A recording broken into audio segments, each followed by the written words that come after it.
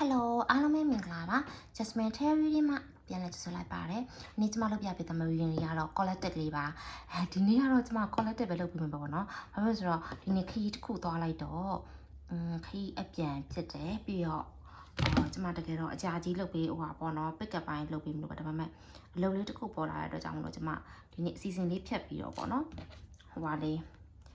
collected လေးပဲလုပ်တော့မယ်လို့ကျမမှန်းထားပါတယ်။နော် collected ပဲလုပ်ပေးတော့ဆိုပါဘာကြောင့်ရလဲပတ်သက်တဲ့အရာလေးလို့ပြောရမယ်ဆိုရင်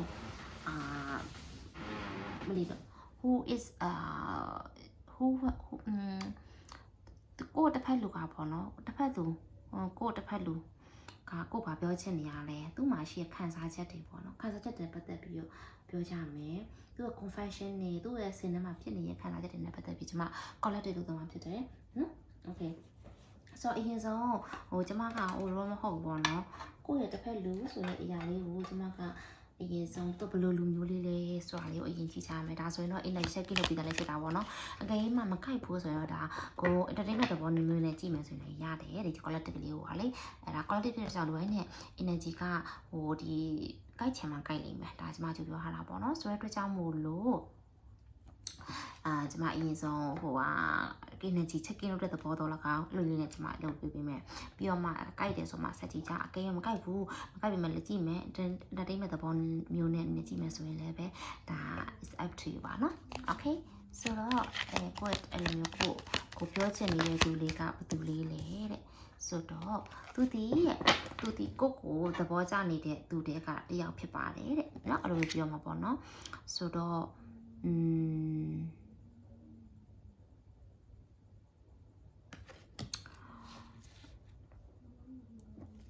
သူလေးလဲဆိုတော့5 or 1 score တွေးတော့ခါကြတော့ကိုနဲ့များအဲ့လိုမျိုးရံများဖြစ်ထားတဲ့သူများဖြစ်နေတာပေါ့နော်ရံဖြစ်ပြီးတော့မှပြန်ချစ်ချင်လို့များဟိုသူနဲ့ကိုနဲ့ကြမှာကွာကရောက်ကစားဖြစ်ထားတဲ့သူနော်ကရောက်ကစားဖြစ်ထားတဲ့သူအချင်းတော်ကြာနေပြီကရောက်ကစားဖြစ်ထားတာပေါ့နော်အချင်းအဲ့ဒါတခုကြာနေပြီလို့ပြောလို့ရတယ်8 or sweat ဒါပေမဲ့ဘယ်လိုပြောရရင်ကောင်းမလဲအချင်းကြာတဲ့အထိဒီခုရန်ဖြစ်ထားတဲ့ကိစ္စတွေဒီကိစ္စတွေတဲကနေပြီးကိုဒီမယုံထွက်နိုင်တော့တဲ့မယုံနိုင်သေးတဲ့ energy ပေါ့နော်နောက်ထိုင်ဒီကိုသူနဲ့ပတ်သက်တဲ့ကိုမှ energy ရရှိနေတော့မယ်နော်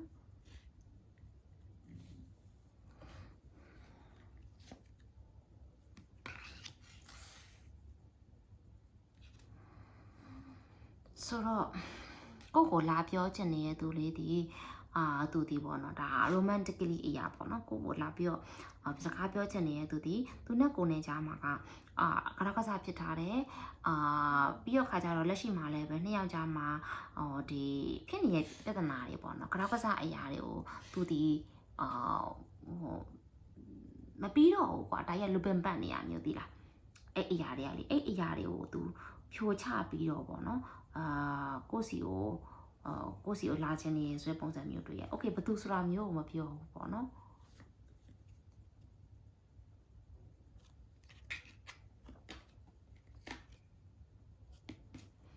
ဆိုတော့ဟုတ်ပြီကြည့်ကြမယ်နော်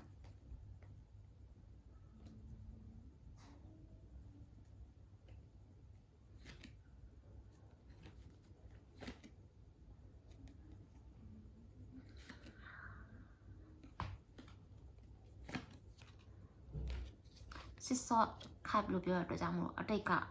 ကလူလေးတယောက်ပေါ့လို့ပြောလို့ရတယ်ပေါ့နော်7 of cup သူတီမတည်ငြိမ်ဘူးเนาะကိုနဲ့အရင်တော့တွေ့ခဲ့တဲ့အချိန်မှာတခုတော့မသိဘူးပေါ့နော်တည်ငြိမ်လားမတည်ငြိမ်လားတော့မပြောတတ်ဘူးသူကဘာကြောင့်တိုင်းအပွားကတော့ယူဝဲချက်နဲ့သူပြောချင်တဲ့ယူဝဲချက်ကဒါရှင်းတယ်သူနဲ့ကိုယ်နဲ့ကြောင့်မှရှိနေတဲ့ပြဿနာတွေကိုသူရှင်းလင်းချင်တယ်เนาะဒီထဲမှာပဲလူပင်ပတ်နေတဲ့ကိစ္စတွေကိုသူ့ဘက်ကဖြိုချချင်တယ်သူရေရှည်ကိုရီမှန်းပြီးတော့စကားလာပြောချင်နေရမျိုးတွေ့ရတယ်ရေရှည်ပေါ့နော်ရေရှည်ကိုကြည့်ပြီးစကားပြောချင်တာကိုပြောရှေ့ရေးကိုမှန်းဆပြီးတော့သူရေရှည်ကိုဥတည်ရေရှည်ကိုဥတည်ရဲ့နေရာဘာလဲဆိုတော့သူ့အနေနဲ့ကဘာလဲဆိုတော့ passion ပါတယ်ကိုနဲ့အရှိကိုဆက်သွားချင်တဲ့ပုံစံရှိရတယ်ကိုယ်စကားလာပြောချင်တာမျိုးရှိတယ်သူဒီကိုယ့်ရဲ့အတိတ်ကလိုမျိုးဖြစ်တယ်เนาะ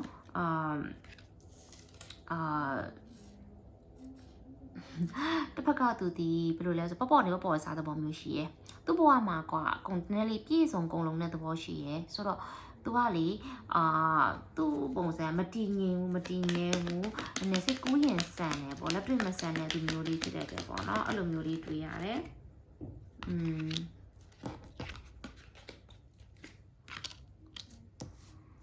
ဆိုတော့သူနဲ့ကိုနဲ့ကြားမှာ connection တစ်ခုခုတော့ရှိခဲ့တယ်ပေါ့နော် connection တစ်ခုခုတော့ရှိခဲ့တယ်ဒီမှာတွေ့ခဲ့တဲ့ energy အရာဆိုရင်သူနဲ့ကိုဒီသူစစ်စောခပ်ကောထူခပ်ကောတွေ့ရတဲ့ကြောင့်နှစ်ယောက်ကsoulmate connection လေးဖြစ်တယ်နော် soulmate connection လေးဖြစ်တယ်သူဒီနည်းနည်းလေးအရင်တော့စိတ်ပိုင်းဆိုင်ရာမှာမရင်ချက်ဘူးနော်နည်းနည်းလေးစိတ်ကူးရင်စမ်းတယ်လက်တွေ့မကြဘူး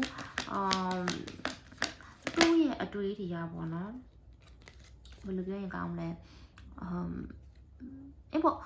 ဒီမှာတွေ့ရတဲ့ energy အရာဆိုသူဒီတိတ်ဘဝကိုကခဲရုန်းကန်ခဲ့ရတဲ့သူပုံစံမျိုးမဟုတ်တော့ဘူးလို့ကျွန်မကတော့တွေ့ရတယ်ပေါ့နော်တစ်ဖက်ကသူကလေဒီ quality လေးတွေကတော့ဘယ်လိုပုံစံလဲမပြောတော့ဘူးသူဒီကအဲ့လောက်ရုန်းမကန်ခဲ့ရတဲ့ဘဝပေါ့အပါပဲနေရတယ်ပေါ့အပါပဲပေါ့နော်အရာရောပေါ့လေးပဲတွေ့တယ်နောက်တစ်ခါကလည်းသူ့မှာ option တွေအများများတယ်နော်အဲ့လိုမျိုး play point 5ကိုတွေ့ရ7 not cut and 9 not cut တွေ့ရတာ play point ပေါ့ဒါ or play ခဲ့ပေါ့နော်အဲ့ vibe လေးကိုတွေ့ရတယ်နော် okay ဆိုတော့ဟုတ်ပြီဆက်ဆက်ပြမယ်ဆိုတော့ King of Cups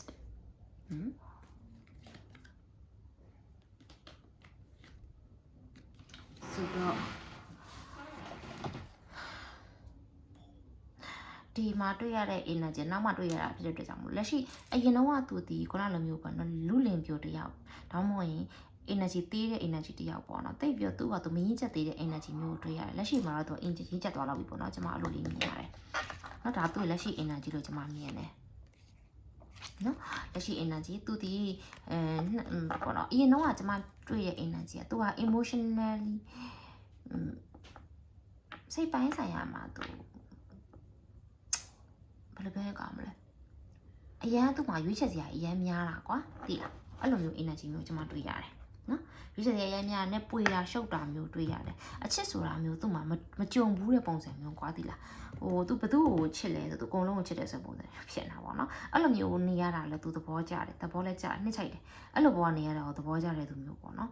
ခါကြတော့နည်းနည်းလေးဒီအရင်တော့ဟောတော့လက်ရှိမှာလည်းပဲဒီမှာလာတဲ့အချိန်မှာပေါ့နော်သူကတော့ရေရှည်လာပြစကားပြောမှာပဲသူဘယ်လောက်ထိမှန်းထားလဲဆိုတဲ့အရာမျိုးတော့ကျွန်မမသိနိုင်ဘူးเนาะဒါမျိုးကတော့အမခံမပေးနိုင်ဘူးပေါ့နော်သူဒီကို့အတွက်ဒါအရင်တော့ဆိုရင်ကို့ကစားသွားတဲ့သူလည်းကစားသွားတဲ့သူတွေကတယောက်ဖြစ်ကောင်းဖြစ်နိုင်တယ်เนาะ okay so ပြီးကြမယ်ကျွန်မဒီကတ်ထဲက3ကတ်ကြည့်ပါမယ်ကို့ဘာရင်ပြောချင်လဲသူက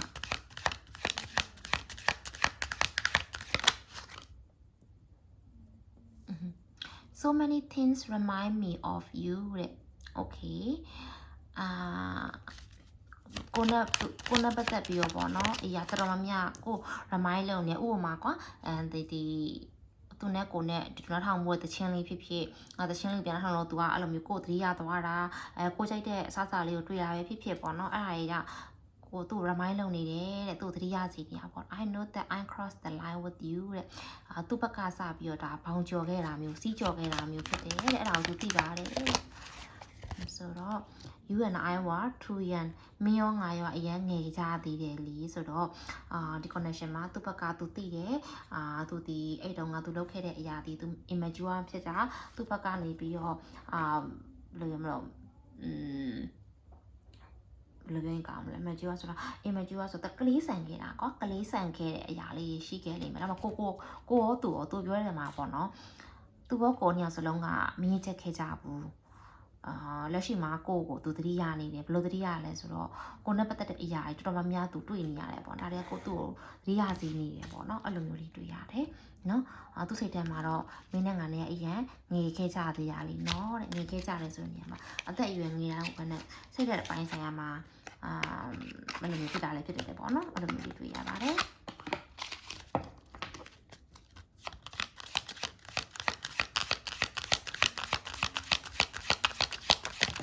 ก็ถ้าอะไร cross the line ตัวนั้นคนจะมาแยกที่เขตในส่วนกระยาบอเนาะ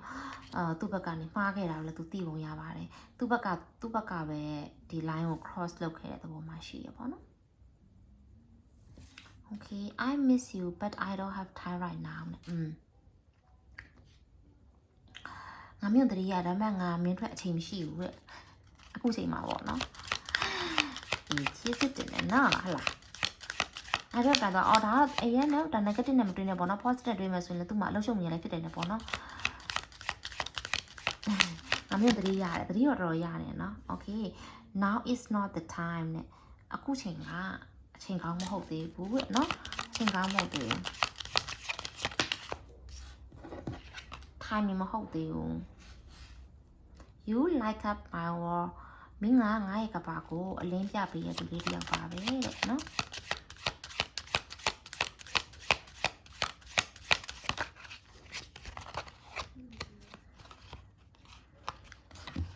I need to sort things out first before I can come to you တဲ့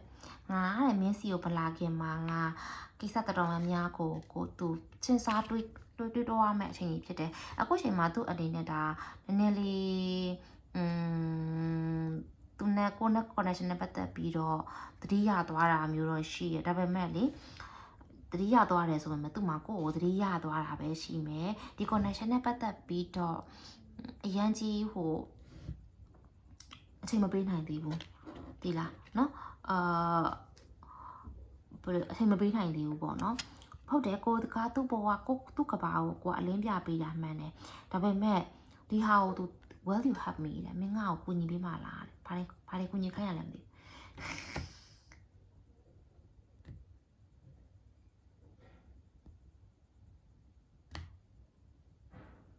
သူ့ဘဝမှာပေါ့နော်အခုချိန်မှာ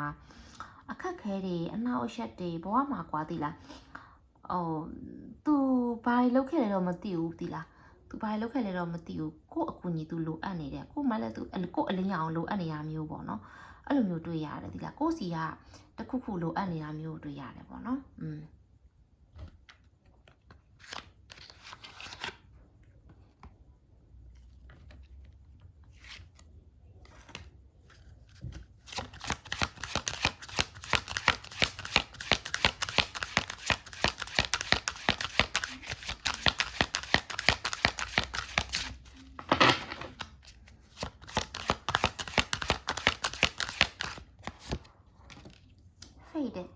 I have faith and hope in our connection and on as I know you have been brought into my life for a reason. It's bigger than both of us. I know that we are destined to be together and have faith on God that they will find the way for us. Forget it.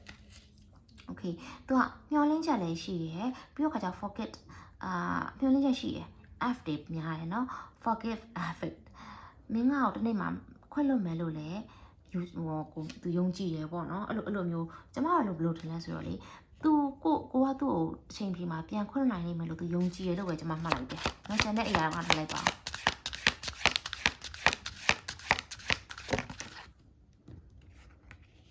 protect I always protect you တဲ့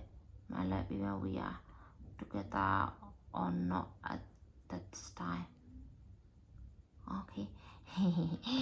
သူကလေကိုတော့အမြဲပေါ့နော်ဟိုစောင့်ရှောက်ပေးခြင်းစိတ်တော့ရှိပါတယ်တိအဲ့လိုမျိုးပေါ့နော် protect လုပ်ထားတယ်ပေါ့နော်ဖြစ်နိုင်ကိုကောင်းစေခြင်းတဲ့သူမျိုးပေါ့နော်အဲ့လိုမျိုးကိုကောင်းစေခြင်းတဲ့ afraid protect လည်းပြောသေး afraid လည်းပြောသေး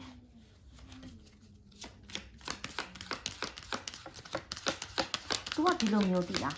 ဒီမှာဘယ်လိုမြင်ရလဲဆိုတော့လေတိလားသူကကိုကာကွယ်ပေးခြင်းနဲ့ကိုကသူ့နားမှာမရှိရင်လည်းသူကြောက်တယ်တိလားအေးအဲ့လိုမျိုးပေါ့ insecure ဖြစ်တာမျိုးပေါ့နော်ဟို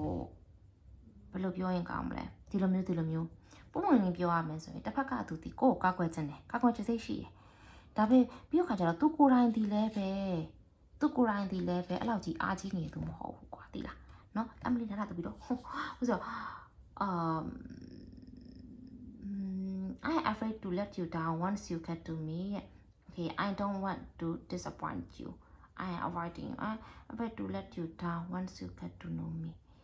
I don't want to disappoint you so I am avoiding you I have to overcome this and myself already okay so တော့ခါကြဒီမှာလည်းအဲ့လိုပဲပေါ့နော်ဒီ sort then offer ဆိုတဲ့နေရာမှာလေ not the right time လို့ပြောနေတဲ့အရာကဘာလဲလို့ပြောရမယ်ဆိုရင်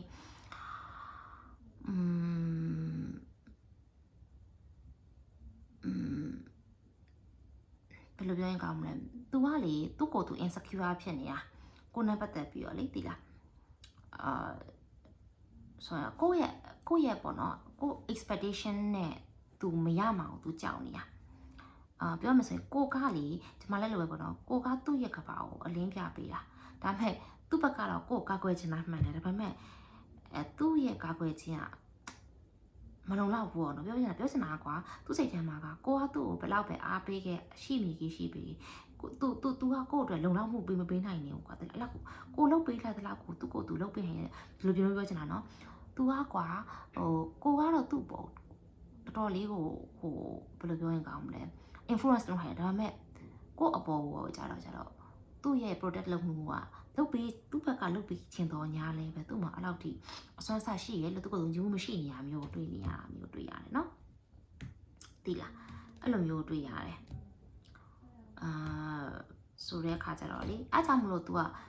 right time မဟုတ်သေးဘူးလို့ तू ပြောနေတာပေါ့နော်သူ့ကို तू စူးစမ်းကျင်သေးတဲ့စိတ်များရှိနေတယ်တလားမသိဘူးနော်ဆိုတော့အခါကျတော့ကိုကသူ့ကိုဂယူးဆိုင်တာထက်ဂယူးဆိုင်တာနဲ့ तू ကကိုယ့်ကိုစိတ်တယ်ဆိုရင်ကိုကသူ့ကိုစိတ်တာပိုးနေတဲ့သဘောမှရှိတယ်ကိုကသူ့ကိုဂယူးဆိုင်ပြီးနိုင်တဲ့သူမျိုးလို့ तू ကထင်နေတာမျိုးပေါ့နော်ဆိုတော့ဒါကတော့ तू ပြောချင်နေတဲ့အရာပေါ့နော် तू က right time မဟုတ်ဘူးငါအရင်စဉ်းစားလိုက်အောင်ဒါပေမဲ့မင်းငါ့ကိုကူညီမလိုက်ရင်ဆိုတော့ပါလိုက်သေးတယ်နော်သူ့ကိုကူညီရအောင်ပါလေဒါကဲဟုတ်ပြီကြည့်ကြတာပေါ့ရှင်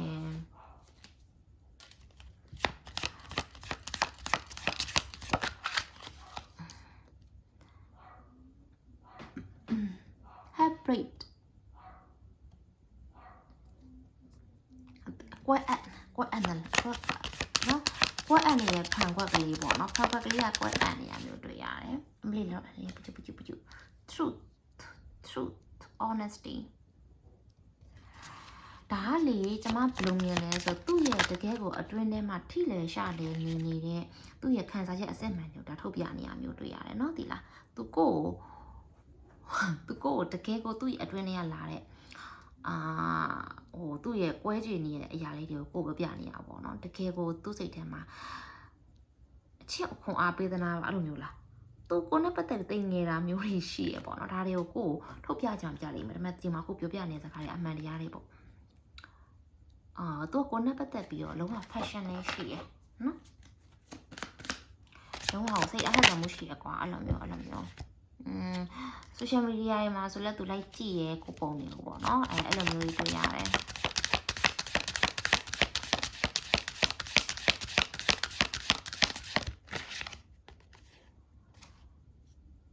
โอเคနောက်တစ်ခုဘာလဲလို့ပြောမှာကျမဒီအရာဝလေဘယ်မှာထုတ်လိုက်တာလဲဆိုတော့လေဒီညာမှာထုတ်လိုက်တာသိလားဆိုတဲ့အခါကျတော့ဒီအရာကိုစဉ်းစားနေတာထွက်လာလားကျမရဲ့တစ်ခါတလေကျရင်ကျမရဲ့ energy ကလေထားပါဒီကက်ကဘာလေးလို့စဉ်းစားနေလက်ကထွက်လာတာဟာဆိုဒီကက်နဲ့ဆက်တဲ့ထွက်လာတာကွာသိလားဆိုတော့ဒီမှာ honesty ရဲ့ truth ဆိုသူပေါ့နော်တခုခုကိုအမှန်တရားတခုခုကိုသိလိုက်တဲ့အချိန်မှာသူကွဲကြည်သွားတယ်အမှန်တရားသိတာသူမှားပြီဆိုရင်မသိတော့တာပေါ့နော်သူလုပ်ခဲ့တဲ့အလုပ်တွေကကျမမြင်တယ်ဘာလဲလို့ပြောရမလဲဆိုရင်သူ့ရဲ့တငယ်ချင်းအပိုင်းအဝိုင်းတွေကinfluence ကြောင့်မို့သူလုပ်ခဲ့တဲ့အရာတွေဖြစ်တယ်ပေါ့နော်အဲ့လိုမျိုးဖြစ်တယ်ဒါမဟုတ်ရင်လည်းပေါ့သူကကွာအဲ့အတိုင်းဝိုင်းကြားမှာသူပြောခံရမှာဆိုတော့သူ့ရဲ့တကယ် feeling တွေမပြောပြခဲ့ရမျိုးနော်သူ့ရဲ့တကယ် feeling တွေမထုတ်ပြခဲ့ရမျိုးအဲ့လိုဖြစ်တယ် okay ဟုတ်ပြီမလေးတော့ okay so နောက်တစ်ခါထပ်ထုတ်မယ်နော်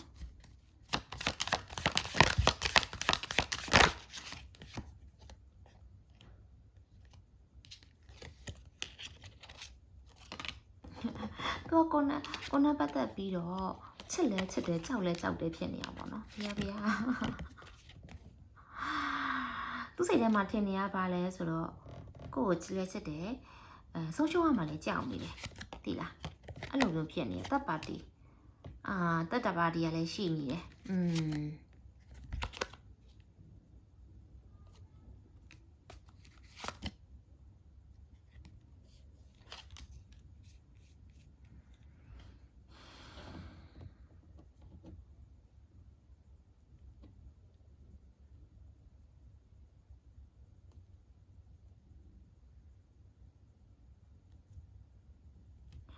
သူကပေါ့နော်အဲ့တက်ပါတီတကူကူဒီတက်ပါတီကလည်းအခုရပိုင်းကျမတက်ပါတီပါကျမတက်ပါတီဆိုအရင်မုန်းတာခိုင်းတော့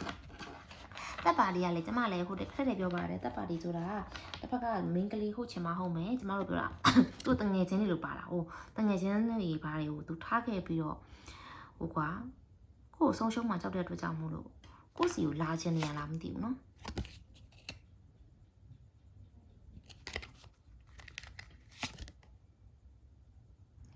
那都没约起了，没压的，拉来拉去呢，不了表么，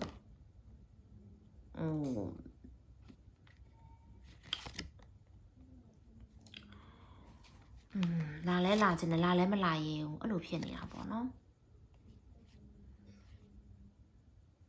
对啦，拉来拉去呢，没拉来没拉耶，我路骗你，所以没约起那里我怪对啦，路是卡里就嘛，I'm not the right time 路来表你啦，没有破事呀，不喏。ဆိုတော့ဒီတက်ပါတီတခုခုလည်းကြောက်နေတယ်ကိုနဲ့သူနဲ့ကြားမှာရှိရပါတီပါလားသူ့ဘာပါလားကိုဘာလားတော့မပြောတတ်ဘူးပေါ့နော်ဆိုတဲ့အခါကျတော့ချစ်လားဆိုတော့ချစ်တယ်နော်ဘာဖြစ်လဲဆိုတော့ထုံးရှုံးမအောင်လဲလုံးဝအပီးပိုင်ထုံးသွားမအောင်လဲကြောက်တယ်နော်အဲ့ခါကျတော့ဘာလုပ်မှာလဲဒီလိုဘာဆက်လုပ်မှာလဲမသိဘူးနော်ကြည့်ကြမယ်ဖိတ်ချော့ခပ်တယ်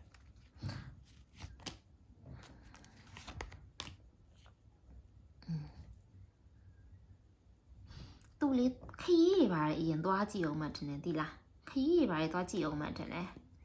သူလည်းသူ့စိတ်ကလေးကိုလေစိတ်အေးချမ်းအောင်သူ့ကိုသူနည်းနည်းလေးသူ့စိတ်ကိုသူ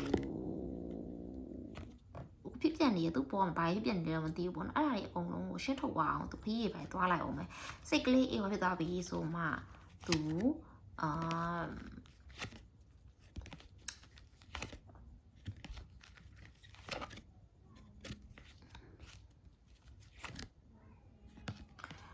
စိတ်ကလေးသူ့စိတ်ကနည်းနည်းလေးအဆင်ပြေသွားပြီဆိုမှကိုယ်စီတေးချာလာမယ်ထင်ပါတယ်ဒါပေမဲ့ဒီမှာတော့တေးချာမတွေ့ရအောင်ဘာတွေပြောနေလဲမသိဘူးဟုတ်တယ်ဒါလည်းပြောနေလဲလည်းမသိဘူးเนาะ तू ကလေအဲ့လိုမျိုးလေးတော့တွေ့တယ်ဆိုတော့တကယ်လောက်ပဲထပ်ကြည့်မယ်ပြီးရင်တော့ပြီเนาะကျွန်မအော်ခေါင်းကောလက်တက်ကလေးကိုရှင်းပါတယ်ကိုစိတ်အေးချမ်းအောင်ထားဖြစ်လာတဲ့ကိုဖြစ်လာတဲ့ပေါ့နော် universe ကချပေးတဲ့ plan ကိုယုံကြည်ပါနော်ယုံကြည်ပါ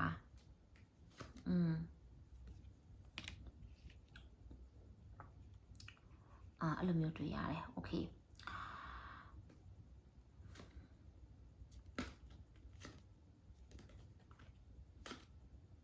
okay ဆိုတော့ဒီမှာဘယ်လိုတွေ့ရလဲဆိုတော့collective လေးကိုပြောတာတော့ရှင်းပါတယ်စိတ်ကိုအေးချမ်းထားဟိုပေါ့နော်ဒီ universe ကချပေးတဲ့ plan ကိုစိတ်ယုံကြည်နောက်တစ်ခါအခုလိုဖြစ်သွားတဲ့ကိစ္စဒီခါသူနဲ့ကိုယ်ရဲ့ကြားမှာပေါ့နော်တပ်ပါတီတွေရဲ့အနောက်အရှက်ဝေးသွားအောင်ပို့ပြီးတော့ကိုယ့်ကိုပို့ပြီးတော့တန်ဖိုးထားလာအောင်လုပ်လိုက်တဲ့အရာမျိုးလို့ဖြစ်သွားတာမျိုးပေါ့နော်အဲ့ခါကျအဲ့လိုမျိုးလို့တွေ့ရတယ်နော်ကိုယ်တန်ဖိုးသူပိုသိသွားတာမျိုးပေါ့နော်ဆိုတော့ဖြစ်သွားတဲ့အရာတွေတော့ဒဏ်ရာလေးတော့ကျန်တာပေါ့ဒါပေမဲ့လည်းဒီဒဏ်ရာကကောင်းသောဒဏ်ရာဖြစ်ပါတယ်တဲ့နော်အဲ့လိုမျိုးတွေ့ရပါတယ်โอเคနော်ဆိုတော့ဟုတ်ပြီဆိုရင်ကျမ unit လောက်နဲ့ပြန်လာလိုက်ပါမယ်အားလုံးပဲဒါပျော်ရွှင်နေသေးပါထိုင်ကြပါသေးရှင်နောက်တစ်ခုခဏလေးကျမဒါလေးကိုပြောမယ်ပြဿနာတစ်ခုခုဖြစ်သွားတယ်ဆိုရင်တော့မှပဲကိုအမြဲတမ်းကိုယ့်ရဲ့ self esteem self worth ပေါ့နော်ကိုတန်ဖိုးထားမှုဘယ်တော့မှမရောလိုက်ပါနဲ့လို့ကျမကတော့မှတ်တယ်သိလားဘလောက်ပါဖြစ်ဖြစ်ကိုတန်ဖိုးထားရဘယ်တော့မှမရောလိုက်ပါနဲ့နော်ကိုဘယ်လိုပြောရင်ကောင်းမလဲကိုတရားဖြစ်စေရဲ့နေရာမျိုးဆိုရင်ပေါ့နော်ကိုဘက်ကရှောင်ထွက်သွားစေချင်တယ်ပေါ့နော်အဲ့လိုမျိုးတွေ့ရတယ်ဆိုတော့okay ဒါလေးတော့ဒီလောက်ပဲတိတ်ပြီးစကလုံးတွေကတော့အရင်တော့အားရှိစရာမရှိဘူးပေါ့နော် okay ဆိုတော့energy ကလေဒါကလက်ရှိ energy လေးဖြစ်တယ်ပေါ့နော်အရင်လဲမကိုက်ဘူးလို့ထင်လဲဒါပေါ့entertainment သဘောနေနဲ့ပဲကြည့်ပြပါနော် okay အဆင်ပြေလောက်ပါပဲအားလုံးပဲဖိုင်ပါ